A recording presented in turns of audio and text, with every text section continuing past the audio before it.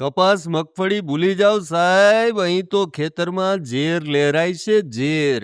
ભાવનગરના ઇતિહાસનો સૌથી મોટો ધડાકો. શું તમે ક્યારેય કલ્પના કરી છે કે જે ધરતી અનાજ પકવે છે ને ત્યાં કરોડોનો અફીણ અને ગાંજો લહેરાતો હશે? જી હા, સિંહોર પોલીસે ખેતીના નામે ચાલતા મોતના કાળા કારોબારનો પર્દાફાશ કર્યો છે. ઘટના છે સિંહોરના સખવદર અને સર ગામની સીમની, કે જ્યાં મરબીવાળું ઢોળાવાડીમાં વાડીમાં ખેતી તો થતી હતી, પણ એ ખેતી જોઈને પોલીસના પણ હોશ ઉડી ગયા. બાતમીદારનો રિપોર્ટ પાક્કો હતો અને જ્યારે પોલીસની ટીમ ત્રાટકી ને ત્યારે ત્યાં કોઈ શાકભાજી નહીં પણ 1100 કિલો લીલો ગાંજો. કેટલો?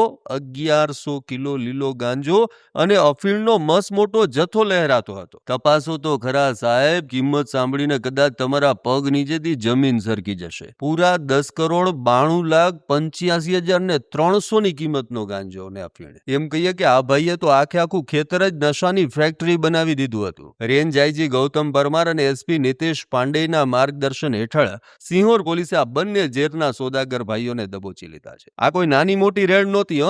આ ભાવનગર જિલ્લાના ઇતિહાસની સૌથી મોટી સર્જિકલ સ્ટ્રાઇક છે. આમ નશાના રાક્ષસો સામે ભાવનગર પોલીસની આ કાર્યવાહીને આખું ગુજરાત સલામ કરી રહ્યું છે. અને પાછા તમે જોજો, ક્યાંક તમારી આસપાસના ખેતરમાં પણ કોઈ આવી ઝેરી ખેતી તો નથી થતી ને, એનું ખાસ ધ્યાન રાખજો.